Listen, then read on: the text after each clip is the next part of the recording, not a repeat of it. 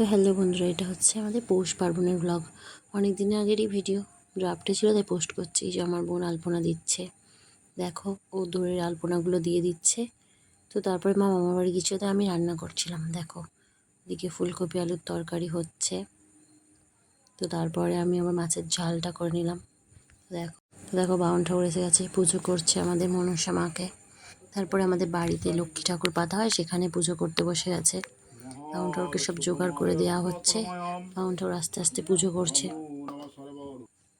এই যে দেখো পুজো করছে বাউন ঠাকুর।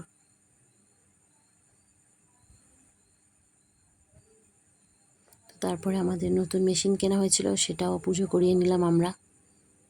দেখো বাউন ঠাকুর সব পুজো পুজো করে তারপরে চলে গেলেন।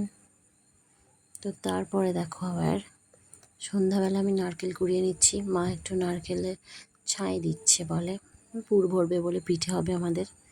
তো তারপরে দেখো এই যে আটা মাখানো হয়ে গেছে আর পুর ভরা হচ্ছে। আমরা আস্তে আস্তে একটা একটা করে পিঠে বানাচ্ছে মা। আমিও বানিয়েছিলাম একটু একটু, একটা দুটো বানিয়েছিলাম, মায়ে বেশি বানিয়েছিল। এই যে ডালের পিঠে হচ্ছিল, এদিকেও ডালের পুর দেওয়া হচ্ছে। কিছুটা নারকেলের হয়েছিল, কিছুটা ডালের পিঠে হয়েছিল। আমার তো ডালেরটাই পছন্দ, তোমাদের কোনটা পছন্দ কমেন্টে লিখে দিও কোনটা ভালো লাগে।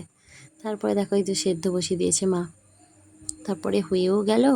আর রাত্রিবেলা আমরা দেখো গুড় দিয়ে খেতেও লেগলাম। টাটা।